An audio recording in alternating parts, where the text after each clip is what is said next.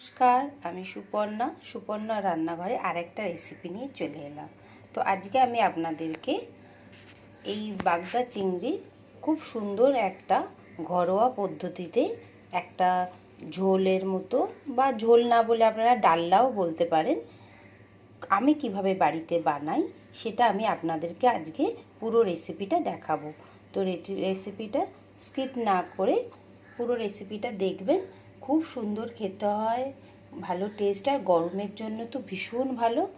তো চলুন এখন আমরা এই বাগদা চিংড়ি দিয়ে একটা খুব সুন্দর ডালনা ঘরোয়া পদ্ধতিতে বানাচ্ছি। চিংড়ি মাছের ডালনার জন্যে চিংড়ি মাছটা তো আগে আমি দেখিয়েছিলাম, তো সেটা ভালো করে পরিষ্কার করে কেটে নিয়েছি। আমি দুটো পেঁয়াজ নিয়েছি, এইভাবে স্লাইস করে কেটে নিয়েছি। তিনটে আলু নিয়েছি, এইভাবে কেটে নিয়েছি। আপনারা আলু দিতে চাইলে দেবেন, না হলে না দেবেন। কিছু কাঁচা লঙ্কা নিয়েছি, দুটো টমেটো নিয়েছি। আর যা মশলা লাগবে রান্না করতে করতে আমি আপনাদেরকে দেখাচ্ছি। তো চলুন এবার আমি চিংড়ি মাছের ডালনাটা বানানো দেখাচ্ছি। প্রথমে আমি কড়াতে চিংড়ি মাছটা ভাজবো, তার জন্য একটু তেল দিয়ে দিলাম। চিংড়ি মাছটার মধ্যে অল্প একটুখানি আমি হলুদ দিয়ে দিলাম, আর অল্প একটুখানি আমি নুন দিয়ে দেবো। দিয়ে চিংড়ি মাছটা এখন ভালো করে একটুখানি মেখে নেবো, নিয়ে পুরো মাছটাকে ভালোভাবে ভাজা করে নেব। তেলটা একদম গরম হয়ে গেছে, এবার আমি একে একে করে চিংড়ি মাছগুলো সব ভেজে নেব। অল্প অল্প করে দিয়ে প্রত্যেকটা চিংড়ি মাছ এখন ভেজে নেব। চিংড়ি মাছটা আমার ভালো করে ভাজা হয়ে গেছে, এবার আমি এটাকে এখন তুলে নেব। আগে সব মাছগুলো আমি ভালো করে ভেজে নিয়েছি।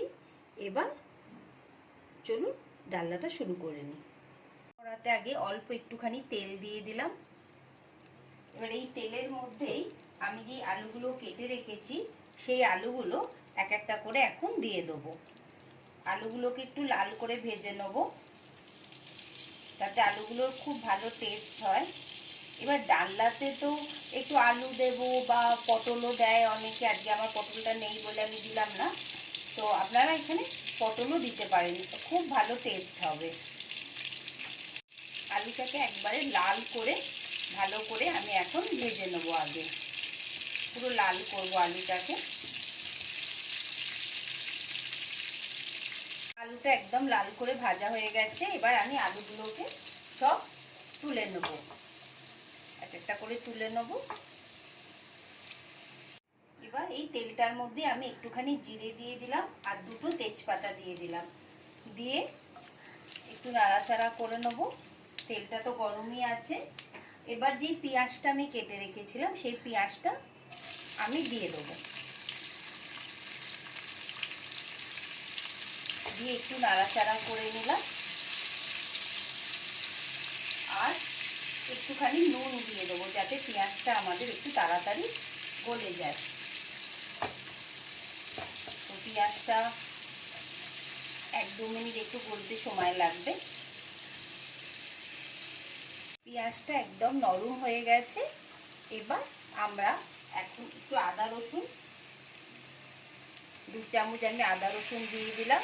আপনাদের যতটা চিংড়ি মাছ থাকবে সেই কোয়ান্টিটি বুঝে আপনারা আদা রসুনটা দেবেন। এখন আমি গ্যাসের ফ্লেমটা মিডিয়াম করে রেখেছি। আগে আদা রসুন দিয়ে 1-2 মিনিট একটুখানি নাড়াচাড়া করে নিচ্ছি। তারপরে একে একে কোনো বেশি মশলা দেব না, একদম লঙ্কা হলুদ দিয়ে সিম্পল রান্না হয়, কিন্তু খুব সুস্বাদু হয় খেতে এই চিংড়ি মাছের ডালনাটা। আপনারা তো অবশ্যই বাড়িতে একবার নিশ্চয়ই ট্রাই করবেন, আর আমার মতে একবার করে দেখবেন। অল্প একটু হলুদ দিলাম, একটুখানি গুঁড়ো লঙ্কা দিয়ে দিচ্ছি। ঝালটা আপনাদের বাড়িতে যে যেমন খায় সেটা বুঝে দেবেন। আর অল্প একটুখানি কাশ্মীরি লঙ্কা দিয়ে দিলাম। এই মশলা, আর কোনো মশলা আমি এর মধ্যে ইউজ করব না।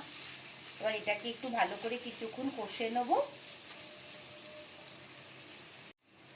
মশলাটা সাইড দিয়ে তেল বেরিয়েছে এখন। এবার আমি এই যে দুটো টমেটো কেটে রেখেছিলাম সেটা এর মধ্যে দিয়ে দিলাম, আর 3-4টে কাঁচা লঙ্কা দিয়ে দিচ্ছি।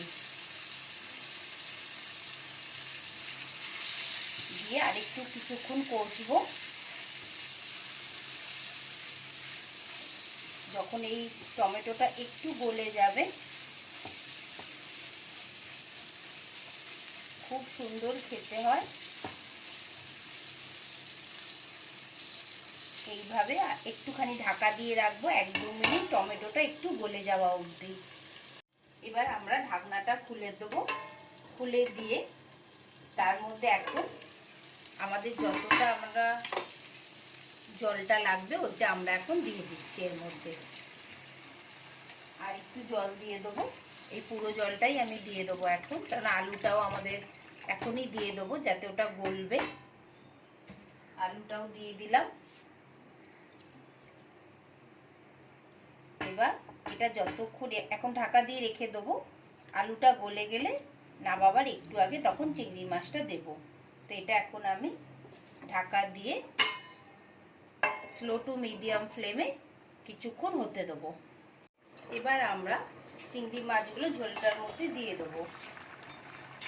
অনেকটাই জল কমে গেছে, আলুটাও আমাদের গলে গেছে একদম। এই যে আলুটা একদম গলে গেছে। এই যে এবার এই চিংড়ি মাছগুলো আমি এই ডালনার মধ্যে পুরোটা দিয়ে দিলাম, দিয়ে ভালো করে মিশিয়ে নিলাম। আর আপনারা এই স্টেজে একবার দেখে নেবেন নুনটা ঠিক আছে কিনা। যদি আমার একটু নুন কম আছে তো আমি অল্প একটু এখন নুন অ্যাড করে দিলাম। অল্প একটু নুন অ্যাড করে দিলাম। রংটা বোঝা যাচ্ছে কিনা আমি জানি না ক্যামেরাতে, কিন্তু রংটা খুব সুন্দর হয়েছে। আর 1-2 মিনিট এটাকে একটু ফুটতে দেবো চিংড়ি মাছটা দেওয়ার পরে। এবার আমরা ঝোলটা বন্ধ করে দেবো। তার আগে আমি অল্প একটু গরম মশলা দিয়ে দিলাম,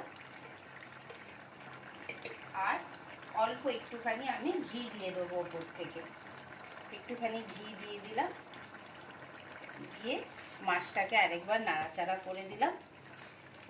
খুবই সুন্দর দেখতে হয়েছে। আর আপনারা এটা অবশ্যই বাড়িতে ট্রাই করবেন আর আমাকে জানাবেন যে আপনাদের এই রেসিপিটা কেমন লাগলো।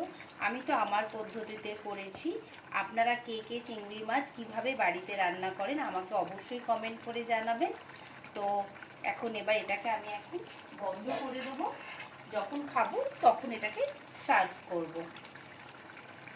চিংড়ি মাছের ডালনাটা আমার হয়ে গেছে, দেখতে তো খুবই সুন্দর হয়েছে। আপনারা অবশ্যই বাড়িতে এটা ট্রাই করবেন। আর এটা যখন খাবেন তখন একটু লেবু চিপে দিয়ে খাবেন, আরও এটার টেস্ট বেড়ে যায়। তো কেমন লাগলো রেসিপিটা অবশ্যই জানাবেন। আর প্লিজ আমার চ্যানেলটাকে সাবস্ক্রাইব করবেন। আর চিংড়ি মাছের ডালনাটা আপনাদের কেমন লাগলো আমাকে কমেন্টে জানাবেন। আবার আরেকটা রেসিপি নিয়ে খুব শিগগিরই আমি আসবো। টাটা।